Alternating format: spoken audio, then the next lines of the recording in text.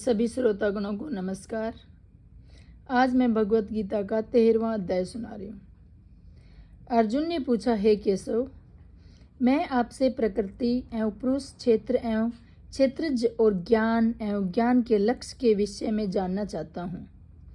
श्री भगवान ने कहा, हे कुंती पुत्र, यह शरीर ही क्षेत्र कर्म क्षेत्र कहलाता है, और जो इस क्षेत्र को जानने वाला है वह क्षेत्रज्ञ आत्मा कहलाता है। ऐसा तत्व रूप से जानने वाले महापुरुष द्वारा कहा गया है, हे भरतवंशी, तू इन शरीर रूपी क्षेत्रों का ज्ञाता निश्चित रूप से मुझे ही समझ, और इस शरीर तथा इसके ज्ञाता को जान लेना ही ज्ञान कहलाता है। ऐसा मेरा विचार है। यह शरीर रूपी कर्म क्षेत्र जैसा भी है एवं जिन विकारों वाला है और जिन कारणों से उत्पन्न होता है, तथा वह जो इस क्षेत्र को जानने वाला है और जिस प्रभाव वाला है, उसके बारे में संक्षिप्त रूप से मुझसे सुन।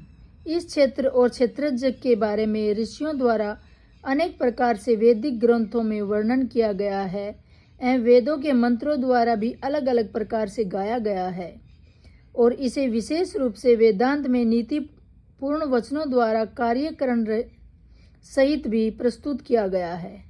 हे अर्जुन, यह क्षेत्र पंच महाभूत पृथ्वी, जल, अग्नि, वायु और आकाश, अहंकार, बुद्धि, प्रकृति के अव्यक्त तीनों गुण, सत्व, रज और तम, 10 इंद्रियां, कान, त्वचा, आँख, जीभ, नाक, हाथ, पैर, मुख, उपस्थ और गुद्दा, एक मन, 5 इंद्रियों का विषय, शब्द, स्पर्श, रूप, रस और गंध, इच्छा, द्वेष, सुख, दुख, चेतना और धारणा वाला यह समूह ही विकारों वाला पिंड रूप शरीर है, जिसके बारे में संक्षिप्त में कहा गया है। विनम्रता, मान अपमान के भाव का न होना, दंभहीनता, कर्तापन के भाव का न होना, अहिंसा, किसी को भी कष्ट नहीं पहुंचाने का भाव, क्षमाशीलता, सभी अपराधों के लिए क्षमा करने का भाव, सरलता, सत्य को न छिपाने का भाव, पवित्रता, मन और शरीर से शुद्ध करने का भाव, गुरु भक्ति, श्रद्धा सहित गुरु की सेवा करने का भाव, दृढ़ता, संकल्प के स्थिर रहने का भाव, और आत्म संयम, इंद्रियों को वश में रखने का भाव। इंद्रिय विषयों, शब्द, रूप, रस, गंध, स्पर्श के प्रति वैराग्य का भाव, मिथ्या अहंकार, शरीर को स्वरूप समझना न करने का भाव, जन्म, मृत्यु, बुढ़ापा, रोग, दुख और अपनी बुराइयों का बार बार चिंतन करने का भाव, पुत्र, स्त्री, घर और अन्य भौतिक वस्तुओं के प्रति आसक्त न होने का भाव, शुभ और अशुभ की प्राप्ति पर भी निरंतर एक समान रहने का भाव, मेरे अतिरिक्त अन्य किसी वस्तु को प्राप्त न करने का भाव, बिना विचलित हुए मेरी भक्ति में स्थिर रहने का भाव, शुद्ध एकांत स्थान में रहने का भाव, और सांसारिक भोगों में लिप्त मनुष्य के प्रति आसक्ति के भाव का न होना, निरंतर आत्म स्वरूप में स्थित रहने का भाव, और तत्व स्वरूप परमात्मा से साक्षात्कार करने का भाव, यह सब तो मेरे द्वारा ज्ञान कहा गया है, और इनके अतिरिक्त जो भी है वह अज्ञान है। हे अर्जुन, जो जानने योग्य है अब मैं उनके विषय में बतलाऊंगा, जिसे जानकर मृत्यु को प्राप्त होने वाला मनुष्य अमृत तत्व को प्राप्त होता है, जिसका जन्म कभी नहीं होता, और जो कि मेरे अधीन रहने वाला है, वह न तो करता है और न ही कारण है, उसे परम ब्रह्म कहा जाता है। वह परमात्मा सभी ओर से हाथ पांव वाला है, और वह सभी ओर से आंखें, सिर तथा मुख वाला है। वह सभी ओर सुनने वाला है, और वही संसार के सभी वस्तुओं में व्याप्त होकर स्थित है। वह परमात्मा समस्त इंद्रियों का मूल स्रोत है, फिर भी वह इंद्रियों से परे स्थित रहता है। वह सभी का पालन करता होते हुए भी अनासक्त भाव में स्थित रहता है, और ये वही प्रकृति के गुणों सत, रज, तम से परे स्थिर होकर भी समस्त गुणों को भोगता है। यह परमात्मा चर अचर सभी प्राणियों के अंदर और बाहर भी स्थित है। उसे अति सूक्ष्म होने के कारण इंद्रियों के द्वारा नहीं जाना जा सकता। वह अत्यंत दूर स्थिति होने पर भी सभी प्राणियों के अत्यंत पास भी वही स्थित है। वह परमात्मा सभी प्राणियों में अलग अलग स्थित होते हुए भी एक रूप में ही स्थित रहता है। यद्यपि वही समस्त प्राणियों का ब्रह्मा रूप से उत्पन्न करने वाला है, विष्णु रूप से पालन करने वाला है और रुद्र रूप से संहार करने वाला है। वह परमात्मा सभी प्रकाशित होने वाली वस्तुओं के प्रकाश का मूल स्रोत होते हुए भी अंधकार से परे स्थित रहता है। वही ज्ञान स्वरूप आत्मा है, वही जानने योग्य परमात्मा है, वही ज्ञान स्वरूप आत्माओं द्वारा प्राप्त करने वाला लक्ष्य है और वही सभी के हृदय में विशेष रूप से स्थित रहता है। इस प्रकार क्रम क्षेत्र शरीर, ज्ञान स्वरूप आत्मा और जानने योग्य परमात्मा के स्वरूप का संक्षेप में वर्णन किया गया है। मेरे भक्त यह सब जानकर मेरे स्वभाव को प्राप्त होते हैं।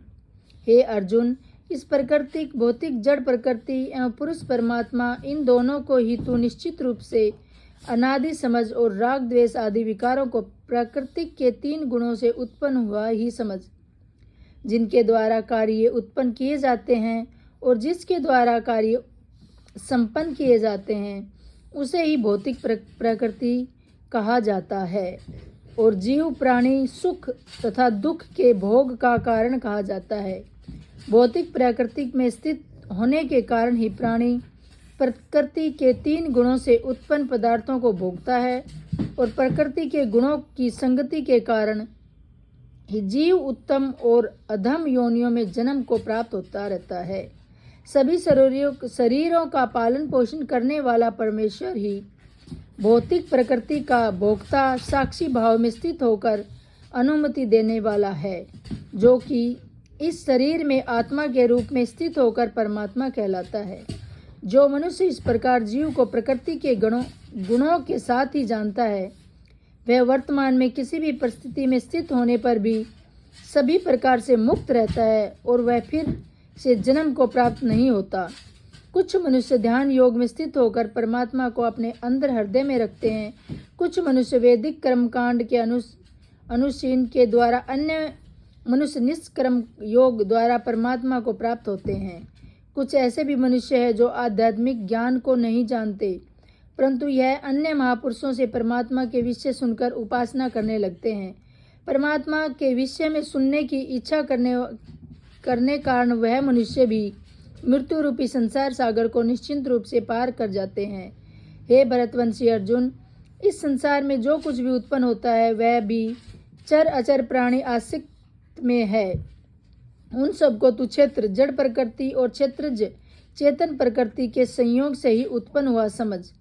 जो मनुष्य समस्त नाशवान शरीरों में अविनाशी आत्मा के साथ अविनाशी परमात्मा को समान भाव से स्थित देखता है, वही वास्तविक सत्य को यथार्थ रूप में देखता है। जो मनुष्य सभी चर अचर प्राणियों के समान भाव से एक ही परमात्मा को समान रूप से स्थित देखता है, वह अपने मन के द्वारा अपने आप को कभी नष्ट नहीं करता। इस प्रकार वह मेरे परम धाम को प्राप्त करता है। जो मनुष्य समस्त कार्यों को भी सभी प्रकार से प्रकृति के द्वारा ही संपन्न होते हुए देखता है और आत्मा को अकर्ता देखता है, वही यथार्थ रूप से देखता है। जब जो मनुष्य सभी प्राणियों के अलग अलग भाव में एक परमात्मा को ही स्थित देखता है और उस एक परमात्मा से ही समस्त प्राणियों का विस्तार देखता है, तब वह परमात्मा को ही प्राप्त होता है। हे कुंती पुत्र, यह अविनाशी आत्मा आदि रहित और प्रकृति के गणों से परे होने के कारण शरीर में स्थित होते हुए भी न तो कुछ करता है और न ही कर्म उसमें लिप्त होते हैं। जिस प्रकार सभी जगह व्याप्त आकाश अपनी सूक्ष्म प्रकृति के कारण किसी वस्तु से लिप्त नहीं होता, उसी प्रकार शरीर के सभी जगह स्थित आत्मा भी शरीरों के कार्यों से भी लिप्त नहीं होती। हे भरतवंशी अर्जुन, जिस प्रकार एक ही सूर्य इस संपूर्ण ब्रह्मांड को प्रकाशित करता है, उसी प्रकार शरीर में स्थित एक ही आत्मा संपूर्ण शरीर को अपनी चेतना से प्रकाशित करता है। जो मनुष्य इस प्रकार शरीर और शरीर के स्वामी के अंतर को अपने ज्ञान नेत्रों से देखता है, तो वह जीव प्रकृति से मुक्त होने की विधि को जानकर मेरे परम धाम को प्राप्त होता है। इस प्रकार उपनिदेश, ब्रह्म विद्या तथा योग शास्त्र रूप श्रीमद्भागवत गीता के श्री कृष्ण अर्जुन संवाद में क्षेत्रज विभाग योग नाम का 13वां अध्याय संपूर्ण हुआ। ओम हरि ओम तत् सत। नमस्कार।